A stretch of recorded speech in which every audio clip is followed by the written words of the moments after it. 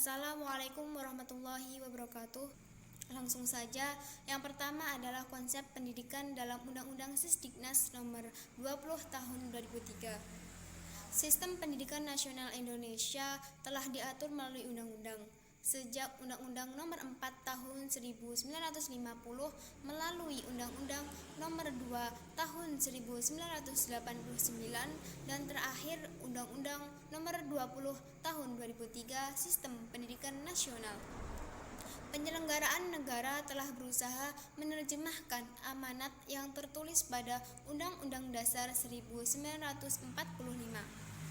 Dilihat dari filosofi pendidikan, ada tiga dimensi kemanusiaan yang elementer, yaitu 1. Afektif, yang tercermin pada kualitas keimanan dan ketakwaan, etika dan estetika, serta akhlak mulia dan budi pekerti yang luhur. Kedua, kognitif, yaitu yang tercermin pada kapasitas pikir dan intelektual untuk menggali ilmu pengetahuan dan pengembangan serta menguasai teknologi. Yang ketiga adalah psikomotorik, yaitu yang tercermin pada kemampuan dan mengembangkan keterampilan teknis dan kecakapan praktis.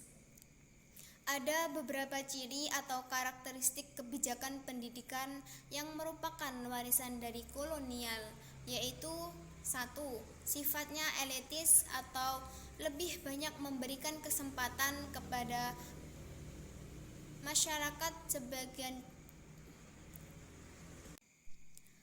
Ada beberapa ciri atau karakteristik kebijakan pendidikan yang merupakan warisan kolonial, yaitu 1. Sifatnya elitis atau lebih banyak memberikan kesempatan kepada sebagian kecil masyarakat dan tidak banyak memberikan kesempatan kepada sebagian besar masyarakat. Kedua, berorientasi sosioekonomik yang berkaitan dengan jaringan ekonomi internasional. Ketiga, yaitu liberal, rasional, individual, assessment oriented, dan social oriented. Keempat, tidak berakar pada tradisi dan budaya setempat. Dan kelima, terlalu berorientasi pada masyarakat kota. Bahkan dalam banyak hal pengajaran itu tergantung hasilnya dari kualitas guru mengajar dalam kelas masing-masing. Sudah barang tentu asas Tutwuri Handayani tidak akan menjadikan pengajaran identik dengan sekedar upaya sadar menyampaikan bahan ajar di kelas kepada rombongan peserta didik, mengingat guru harus berhamba kepada kepentingan peserta didiknya. Ada beberapa ciri atau karakteristik kebijakan pendidikan yang merupakan warisan kolonial, yaitu yang pertama, sifatnya elitis atau lebih banyak memberikan kesempatan kepada sebagian kecil masyarakat dan tidak banyak memberikan kesempatan kepada sebagian besar.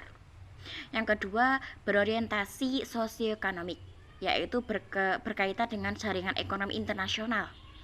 Yang ketiga yaitu liberal, rasional, individual, achievement oriented, dan social oriented.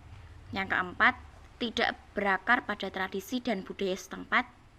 Dan yang terakhir, terlalu berorientasi pada masyarakat kota.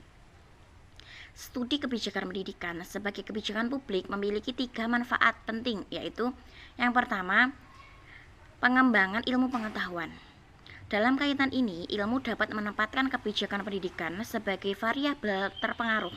Misalnya, studi untuk mengidentifikasikan faktor-faktor yang mempengaruhi dikeluarkannya undang-undang tentang guru dan dosen di Indonesia. Yang kedua, membantu para praktisi dalam memecahkan masalah-masalah pendidikan. Dengan mempelajari kebijakan pendidikan, para praktisi akan memiliki dasar teoritis bagaimana membuat kebijakan pendidikan yang baik dan memperkecil kegagalan dalam suatu kebijakan pendidikan. 3. Berguna untuk tujuan politik. Suatu kebijakan pendidikan yang dibuat melalui proses yang benar dengan dukungan teori yang kuat memiliki posisi yang kuat terhadap kritik dari lawan-lawan politik. Yang selanjutnya adalah tujuan pendidikan dalam UU Sisdiknas Nomor 20 Tahun 2003. Dalam Undang-Undang Nomor 20 Tahun 2003 dirumuskan bahwa tujuan pendidikan nasional adalah untuk berkembangnya potensi peserta didik agar menjadi manusia yang beriman dan bertakwa kepada Tuhan Yang Maha Esa, berakhlak mulia, sehat, berilmu, cakap, kreatif, mandiri, dan menjadi warga negara yang demokratis serta bertanggung jawab.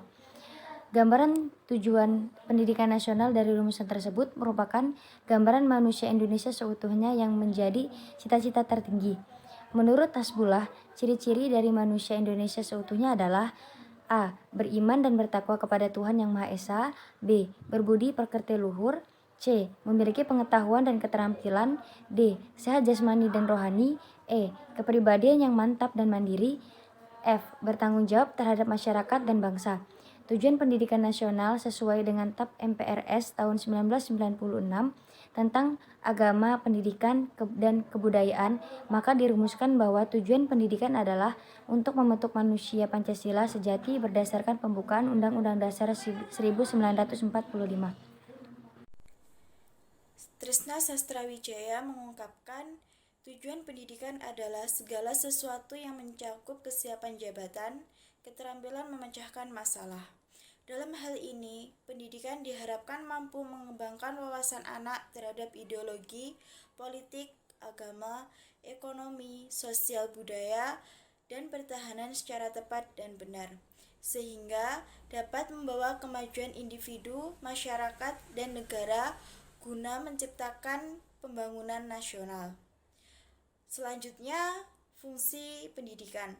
Dalam Undang-Undang Republik Indonesia Nomor 20 Tahun 2003 tentang Sistem Pendidikan Nasional Bab 2 tentang Dasar, Fungsi, dan Tujuan Pendidikan Pasal 2 menjelaskan bahwa pendidikan nasional berfungsi mengembangkan kemampuan dan membentuk watak serta peradaban bangsa, bertujuan untuk berkembangnya potensi peserta didik agar menjadi manusia yang beriman dan bertakwa kepada Tuhan Yang Maha Esa, berakhlak mulia, sehat, berilmu, cakap, kreatif, mandiri, dan menjadi warga negara yang demokratis serta bertanggung jawab.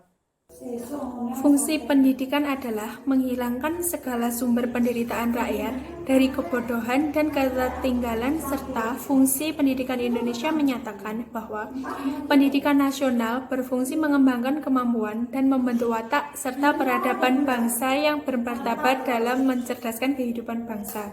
Dari fungsi yang diuraikan tersebut menunjukkan bahwa pendidikan nasional Indonesia lebih mengedepankan akan pengembangan sikap, karakter, dan transformasi nilai-nilai filosofis negara Indonesia. Kemudian fungsi dan tujuan pendidikan Indonesia diatur dalam Undang-Undang Nomor 20 Tahun 2003 tentang Sistem Pendidikan Nasional, yang di dalam undang-undang tersebut memuat segala hal yang bersangkutan dengan pelaksanaan pendidikan nasional di Indonesia, seperti pengertian pendidikan, fungsi dan tujuan pendidikan, jenis-jenis pendidikan, jenjang pendidikan, standar pendidikan, dan lain sebagainya. Dengan demikian, arah pendidikan di Indonesia sudah ditentukan dengan sedemikian rupa.